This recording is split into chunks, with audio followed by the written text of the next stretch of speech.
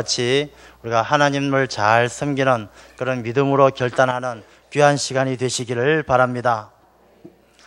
아멘 한 사람들은 큰 복이 있기를 축원합니다. 꼭 이렇게 말을 해야만이 아멘을 크게 하시는 그 마음을 알다가도 모르겠습니다. 그만큼 담임 목사님 말씀을 귀하게 여기시는 까닭이죠. 아멘 한 사람은 더 큰 복이 있기를 바랍니다. 우리가 5월달은 가정의 달입니다. 여러분들 가정이 행복하시기를 축원합니다. 가화만사성이라고 가정이 잘 돼야 이 모든 것이 잘 되고 또 가정이 잘 돼야 하나님이 기뻐하십니다.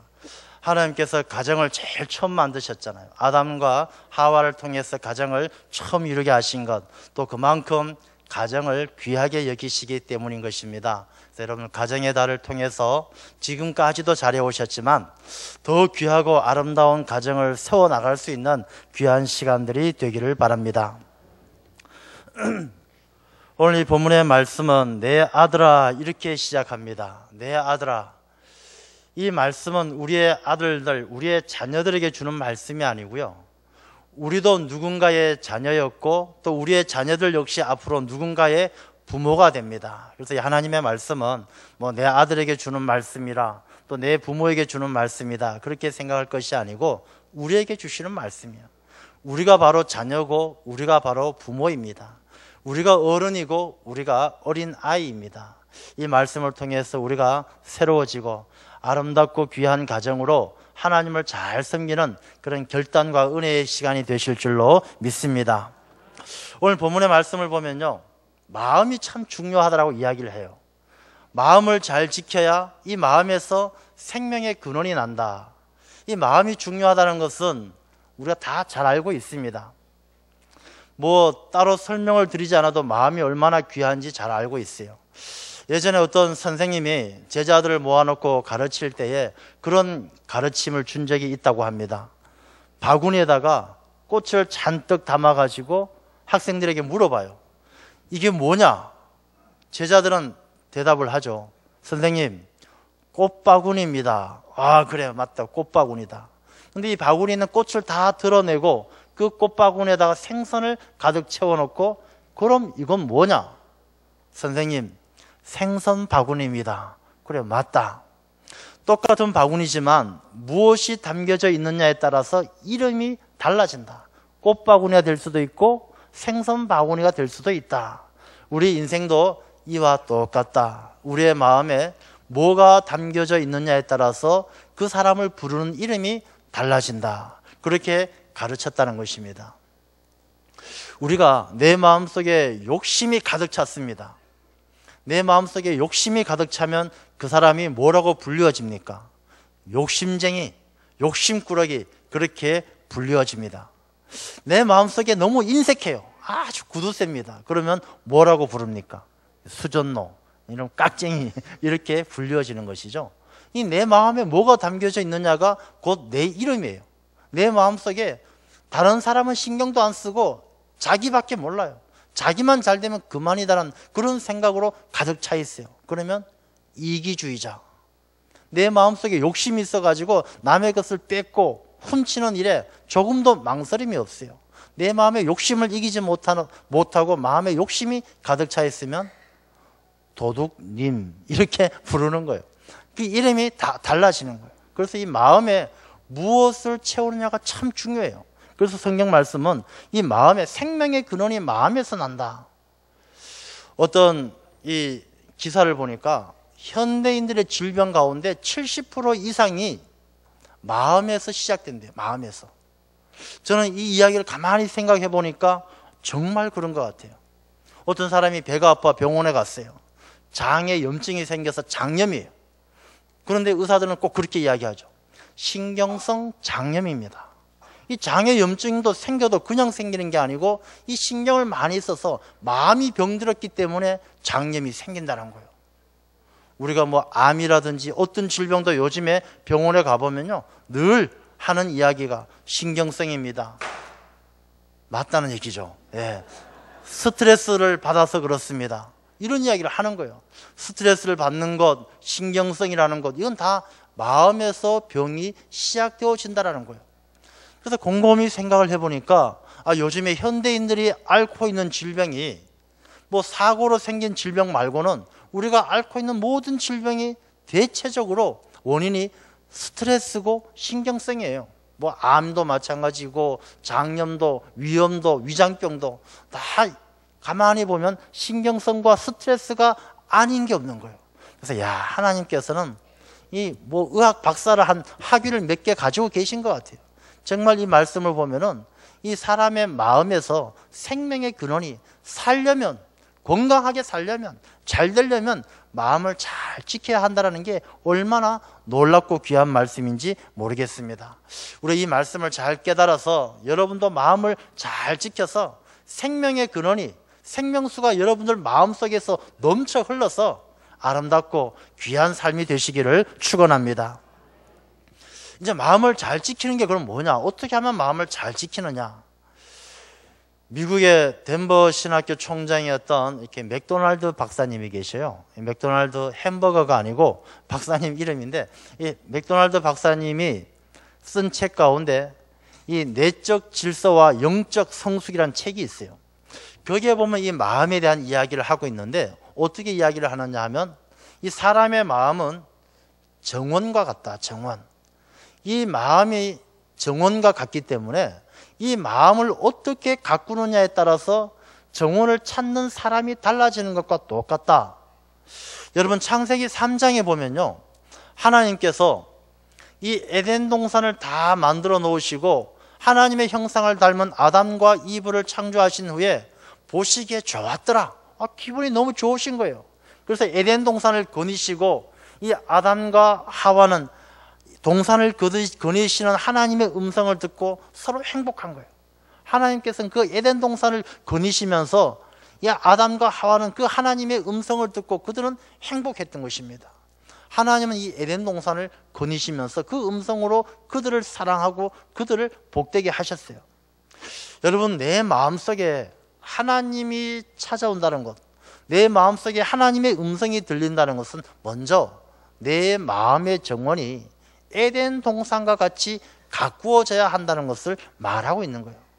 내 마음이 가꾸어지지 않으면, 내 마음속에 잡초가 우거져 있고 먼지가 쑥이 쌓여 있어서 내 마음의 잡초들, 악독하고 시기하고 험담하고 미워하고 이런 내 마음의 잡초들이 가득 차 있는데 하나님께서 나와 함께 하시고 하나님의 음성을 듣기를 원한다라면 그것은 대단한 착각이라는 것입니다.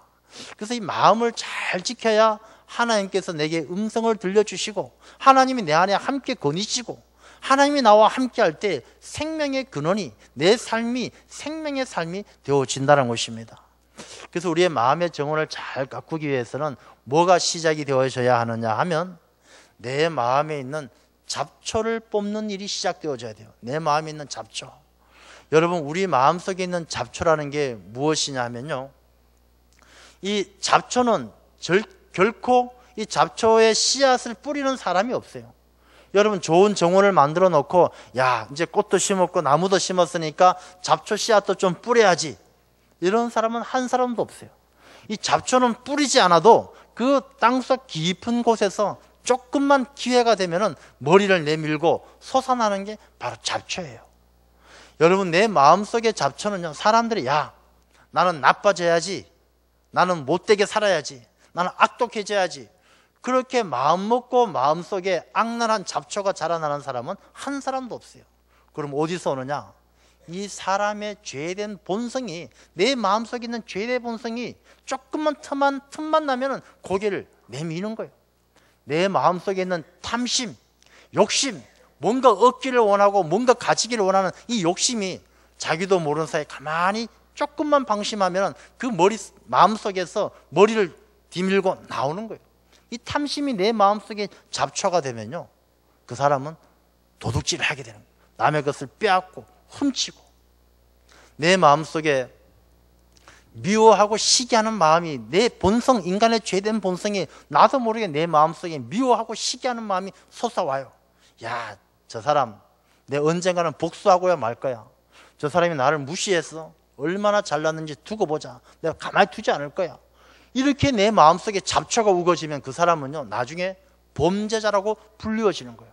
내 마음에 그런 잡초가 우거지면 그 사람은 죄된 본성을 이기지 못하고 생명의 근원을 잃어버리고 범죄자가 되는 거예요. 그래서 우리가 내 마음속에 나도 모르게 자라나고 있는 이 잡초들을 하나하나 뽑아내야 돼요. 근데 이 잡초는요, 뽑아내면 다시 나고 뽑아내면 다시 나고. 그래서 우리는 내 마음을 가꾸는 일이 하나님 앞에 서게 되는 그날까지 끊임없이 해야 될 영적 전쟁이라는 거예요. 그래서 디모데후서에도 그 믿음을 지키기 위해서 선한 싸움을 싸운다라는 이야기가 무엇입니까? 내 마음이 믿음을 지키고 하나님을 믿는, 하나님이 내 마음속에 거니시는 에덴 동산과 같은 그런 마음을 만들어가기 위해서는 끊임없는 영적 전쟁이 계속 되어진다는 것입니다. 내 마음속에 잡초가 일어나게 되면 우리의 삶이요, 아주 몹쓸 땅이 되는 거예요. 사람들이 알코올 중독자가 되는 사람들, 술이 좋아서 알코올 중독되는 사람이 없어요. 마약 중독자들, 마약이 좋아서 마약 중독되는 사람은 없어요. 얼마 전에 보니까 이 뉴스에서 보니까 도박하다가 걸린 아줌마들이 아주 많더라고요. 이게 산에서 텐트를 쳐놓고 옮겨 다니면서 이 도박하다가 걸렸는데, 이 도박 중독도 마찬가지야. 다 이유가 뭐냐? 내 마음속에 있는 잡초들을 뽑아내지 못한 거예요. 이 잡초들이 처음부터 뽑아내지 않으면 나중엔 이 잡초가 번지기 시작하면요, 내 마음은 도저히 지킬 수가 없는 거예요. 감당이 안 되어진다는 것입니다. 그래서 내 마음에 있는 잡초들을 하나하나 뽑아야 되는데, 이 마음에 있는 잡초들을 뽑는 게 뭐냐 하면 바로 회개예요. 철저한 통회함이 있어야 돼요. 여러분, 우리가 내 마음속에 하나님이 없고 내가 하나님의 음성을 듣지 못하는 이유가 어디 있는지 아세요? 내가 하나님 앞에 회개하지 않고 내 마음속에 잡초가 우거져 있으니까 하나님이 내 마음속에 거니시지를 않는 거예요. 함께 하시지를 않는 거예요. 오늘날 많은 기독교인이 있어요. 그래서 수많은 사람들이 뭐 구국 기도회다, 무슨 기도회다, 르비딤 기도회다, 많은 사람들이 기도의 자리에 나가요. 근데 기도하는 그 기도를 가만히 보면요, 이 기도하는 시간 가운데 한 90% 이상은 눈물 콧물 흘려가면서 기도하는 내용이 다 무엇입니까? 하나님, 제발 내 병 좀 고쳐주세요. 하나님, 제발 우리 자녀가 잘 되게 해주세요. 하나님, 우리 사업이 잘 되게 해주세요. 우리 가정이 행복하게 해주세요. 늘 그런 이야기가 90% 이상 눈물 흘리면서 간절하게 부르짖는 기도가 그런 내용의 기도다라는 것입니다. 잡초가 우거져 있는데 이 잡초를 뽑지도 않고 자꾸 씨앗만 뿌린다고 그 밭에는 좋은 결실을 맺을 수가 없다는 것입니다. 우리가 정말로 필요한 것은요, 하나님 앞에 내 영혼의 깊은 곳에, 내 마음의 깊은 곳에 있는 내 본연의 모습을 뒤집어 놓고 내 마음속에 있는 이 잡초의 씨앗들을 하나하나 뜯어내고 캐내고 그 잡초를 뽑아가지고 성령의 불로 던지는 그런 뜨거운 눈물의 기도가 우리에게 있어야 할 줄로 믿습니다. 그게요, 우리의 마음을 지키는 첫걸음이에요. 내가 회개하지 아니하고 내가 돌이키지 아니하고 하나님 채워주세요, 고쳐주세요, 만들어주세요, 잘되게 해주세요. 아무리 씨앗을 뿌려도 잡초 위에 뿌리는 씨앗은 열매가 없다는 것입니다. 내 마음을 지키기 위해서는 여러분, 우리 모두가 내 마음을 다 이 땅속 깊은 곳에 숨겨져 있었던 내 인간의 본성, 잘못된 죄된 본성을 다 뒤집어 놓고 거기에서 자라나고 있는 교만과 이 악독함의 씨앗, 시기의 씨앗, 이런 것들 다 풀뿌리들을 뽑아내어서, 쓴뿌리를 뽑아내어서 이 성령의 불길이 활활 타오르는데 집어 던지는 그런 역사가 있어야 내 마음을 지켜내게 될 줄로 믿습니다. 여러분, 우리에게 간절하게 필요한 것이요, 바로 그거예요. 우리가 기도하는 거, 기도회 때마다 모여가지고 하나님 도와주세요, 도와주세요. 이전에 내 마음의 뿌리를, 내 마음의 잡초의 뿌리를 제거하는 그 일이 우리에게 생명의 근원이 될 줄로 믿습니다. 눈물로 회개하고 다시는 우리가 세상을 향해 나아가지 아니하고 하나님을 향해서 돌이켜 쓴뿌리를 캐낼 수 있는 그런 회개가 우리의 마음을 지키는 첫걸음이 됩니다. 그리고 그 다음에 뭐냐, 우리가 이 화분이라든지 뭘 키워보면요, 나무에 이 잎에 흙먼지가 잔뜩 덮어지면 그 나무는 오래 못 살아요. 이 광합성도 안 되고 호흡이 안 되는 거예요. 먼지가 쌓인 사람은, 먼지가 그 마음속에 가득 덮여 있는 사람은 조그만 일에도 흙먼지가 펄펄 날아다니는 거예요. 답답하고 사방에 우겨쌈을 당하고 고통스러운 거예요. 그런데 우리가 세상을 살다 보면요, 얼마나 많은 세상의 먼지가 날아드는지 몰라요. 우리가 직장 생활을 하고 뭐 사업을 하고 일을 하고 학교를 다니고 그런 일들 가운데 세상 사람들과 어울려 다니면서 나도 모르게 거리를 지나가면 나도 모르게 먼지들이 날아드는 것처럼, 창문을 열어놓으면 수많은 먼지들이 나도 모르게 집 안으로 날아드는 것처럼 내 삶에도, 내 심령 가운데도 수많은 세상의 먼지들이 날아들어와요. 그 먼지는 야, 세상이 재밌다, 즐겁다, 꼭 교회 가야 되냐, 교회 안 가고도 얼마든지 잘 살 수 있다, 이 세상의 먼지들이 내 마음을 하나하나 덮어서 답답하게 만드는 일들이 많이 있다는 것입니다. 여러분, 이 먼지를 털어내지 않으면 인간답게 살 수가 없는 거예요. 여러분, 옷에 먼지를 잔뜩 묻혀가지고는 못 사는 것입니다. 이 옷은 먼지를 묻으면 세탁을 해야 돼요.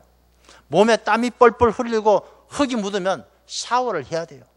내 마음에 잔뜩 세상의 먼지가 쌓이면 이 먼지를 털어내야 한다는 것입니다. 이 먼지를 털어내는 일이 무엇이냐면 바로 신앙이라는 거예요. 신앙생활이라는 거예요. 여러분, 우리가 주일날 교회에 나와서 예배를 드리는 것, 하나님께서 안식일을 거룩히 지키라라고 말씀하신 이 시간이요, 그런 측면에서 굉장히 중요한 거예요. 왜? 내 마음에 쌓여있는 세상의 흙먼지를 털어내는 정기적인 세탁하는 날이 바로 주일이기 때문에 그래요. 물론 우리가 일상의 삶 가운데 거룩한 산제사와 같이 늘 삶의 순간순간이 그런 세상의 먼지를 털어내는 그런 시간들이 계속 반복되어져야 하겠지만, 적어도 하나님께서 반드시 꼭 해야 될 내 마음의 세탁은 바로 주일날 하나님 앞에 나와 예배드리는 거예요. 예배드리는 것, 하나님 앞에 예배를 드리고 기도하고 말씀을 들으면서 내 마음에 쌓이는 세상의 흙먼지를 털어내는 이 시간이 귀하다는 거예요. 그래서 우리가 자녀들도 화목하고 복된 가정을 만들어가기 위해서는 자녀들, 이웃들, 가족들, 이 거룩한 주일을 지킬 수 있도록 해야 된다는 것입니다. 여러분들은 그렇게 말씀하시는 분들이 계셔요. 아이고, 뭐 우리 애들 다 컸는데, 나이가 40이 넘었고 30이 넘었는데 교회 가자 한다고 갑니까? 안 돼요. 하나님께서는 언젠가 부르시겠죠. 하나님께서 부르시겠죠. 그렇게 말씀들을 하셔요. 근데 이것은요, 하나님 앞에 직무유기예요. 우리가 부모된 사람은 자녀가 30이 되든 50이 되든 자녀는 자녀고 부모는 부모예요. 부모가 죽었다고 부모가 아닙니까? 부모는 죽어도 자녀가 살아있을 때 그 자녀를 보고 살아있는 자녀 때문에 부모가 칭찬받기도 하고 욕을 먹기도 하는 거예요. 예전에 어떤 장로님이 그런 말씀 하시대요. 90 먹은 할아버지가 60 먹은 아들하고 목욕탕에 갔는데 표 끊을 때 대인 하나 소인 하나 주세요, 그렇게 이야기한답니다. 이 90 먹은 할아버지도 60 먹은 이 노인이 된 아들이 어린아이 같은 거예요. 소인으로 여겨지는 거예요. 그래서 그 소인으로 여겨지기 때문에 부모는 나이가 들어도 그 자녀가 아이같이 보이는 거예요. 마찬가지입니다. 우리의 자녀들이요, 나이가 들었다고 해서 그 자녀가 자녀 아닌 게 아니에요.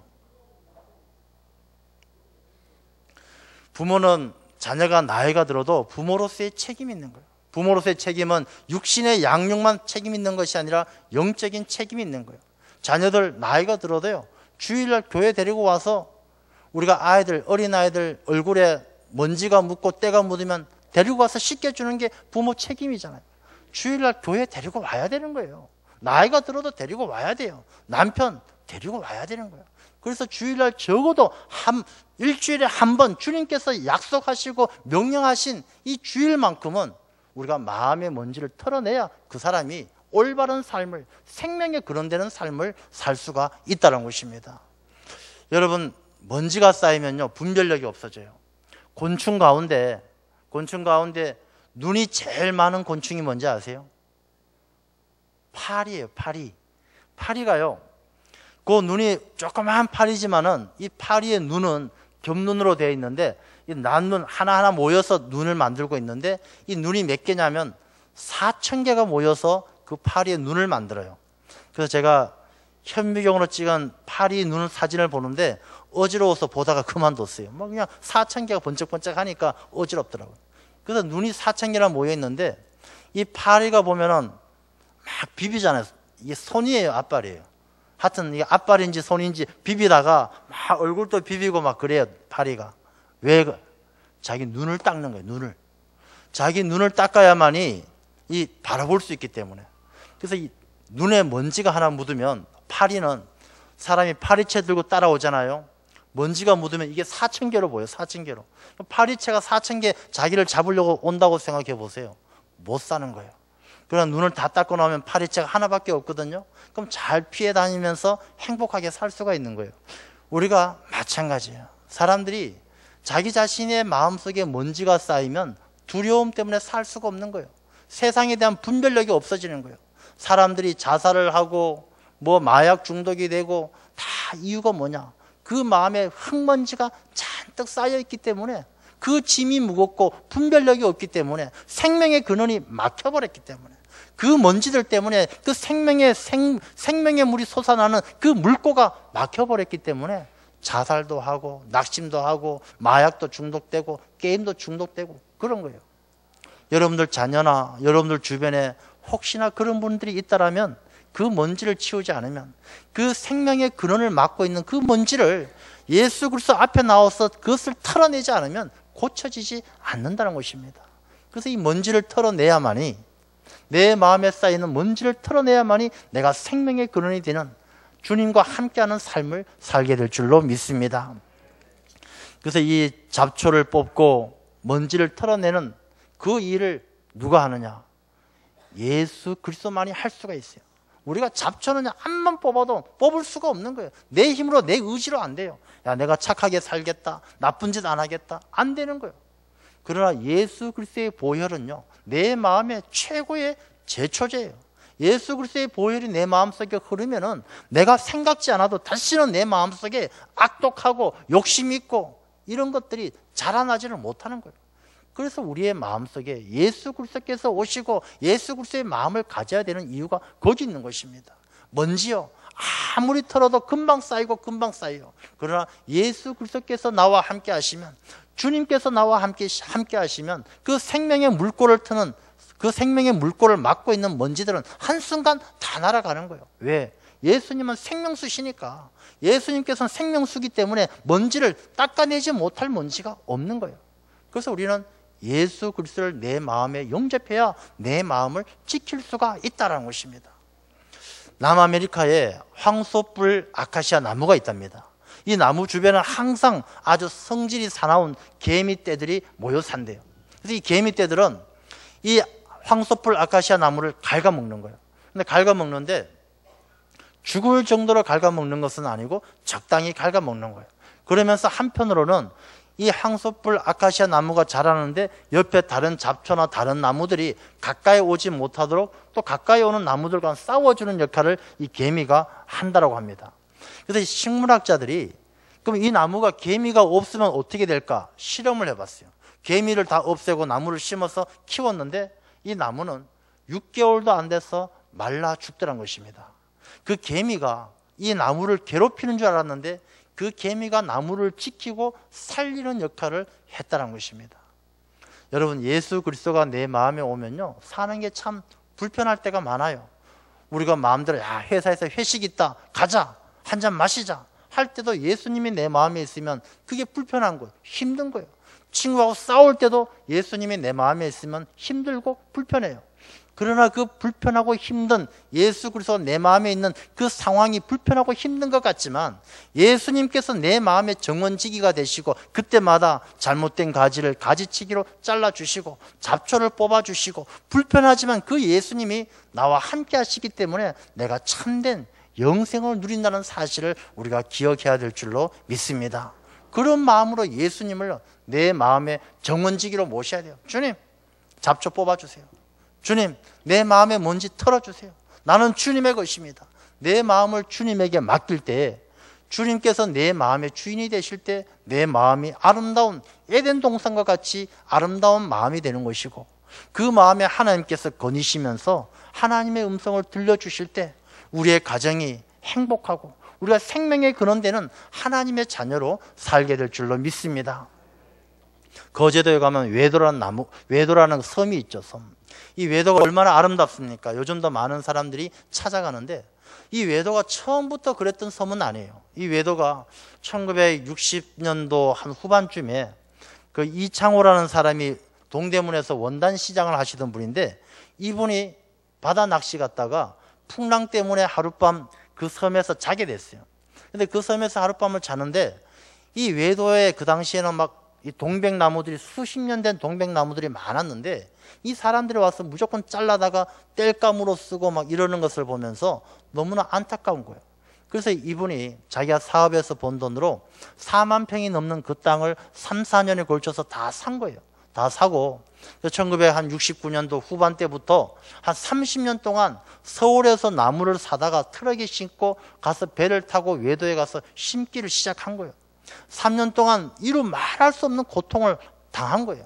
힘들고 좌절이 되고 때로는 뭐 아주 큰 낙심도 하고, 그 땅에다가 거름을 주기 위해서 또 이렇게 돼지를 키웠는데 또 돼지가 전염병이 돌아와서 큰 어려움도 당하고, 수많은 어려움을 당했지만 30년 동안 한결같이 그 섬을 가꾸었을 때 오늘날의 외도를 만들어낼 수가 있었다는 것입니다.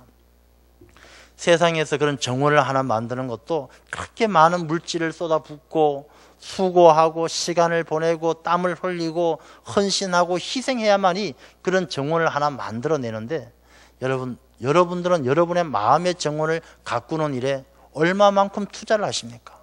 우리의 마음의 정원을 가꾸는 일에 여러분의 시간, 여러분의 물질, 여러분의 수고 얼마나 투자를 하십니까?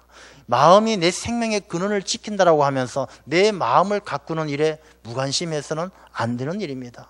내 마음의 잡초를 뽑는 일, 하나님께 기도하는 일, 예수 그리스도를 내 마음의 주인으로 삼는 일, 이 모든 일에 우리가 아낌없이 시간과 물질과 수고와 땀을 흘릴 때 내 마음이 하나님께서 거하시는 아름다운 정원이 되어질 줄로 믿습니다. 그런 귀한 마음을 가지고 생명의 근원이 되시는 주님 안에서 자유하고 기뻐하고 복된 삶을 살아가시기를 축원합니다.